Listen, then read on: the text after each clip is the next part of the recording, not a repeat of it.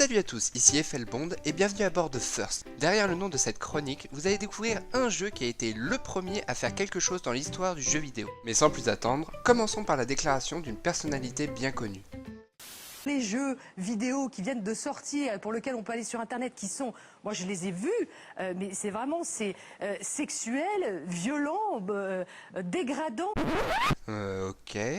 Merci quand même Nadine pour cette introduction. Carmageddon, Doom, GTA, Call of Duty, ces exemples ont donné aux jeux vidéo la réputation d'être abrutissants voire violents. À chaque tuerie, ils sont systématiquement montrés du doigt. Depuis peu, heureusement, les mentalités évoluent, notamment grâce à des études scientifiques qui les disculpent officiellement. Mais il reste encore beaucoup de travail à faire pour changer des préjugés vieux de 40 ans. Ce qui m'amène à la question du jour, quel est le premier jeu dont la violence a fait polémique? Death Race, développé par Exidy sur bande d'arcade en 1976.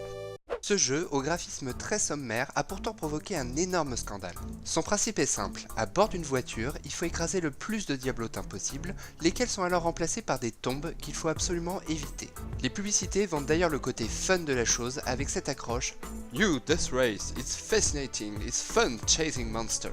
En apparence, rien de polémique, mais les médias ne vont pas du tout apprécier ce titre. Car par son contenu, ses sons de cris à chaque décès ou sa cabine morbide, le jeu apparaît comme une adaptation non officielle du film d'anticipation Death Race 2000 de Paul Bartel. Celui-ci dépeint un monde dans lequel l'événement sportif majeur est une course sanglante télévisée dans laquelle les pilotes gagnent des points en écrasant des passants. Tiens, ça rappelle quelque chose, et malgré les tentatives de justification un brin hypocrite de l'éditeur, avouant plus tard son envie de profiter de la polémique autour du film, les monstres furent donc pris pour de vraies personnes. Au départ peu connu, Death Race sera descendu en flammes publiquement.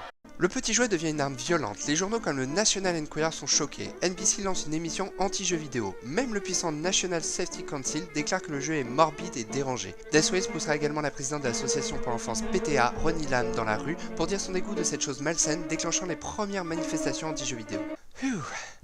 On peut se dire que tout ce bashing va détruire Exidy, mais l'effet a été totalement inverse. Tout le monde veut tester ce jeu infâme, les demandes de bornes explosent et les ventes sont multipliées par 10. Les critiques ont fait la pub du jeu et une guerre se lance entre le secteur et les médias généralistes. Aujourd'hui, elle dure toujours. Et c'est tout pour ce premier numéro. N'hésitez pas à me faire part de votre avis et à partager vos anecdotes sur les jeux dont la violence a fait polémique. En attendant, je vous donne rendez-vous pour le prochain First sur le serpent Gamer.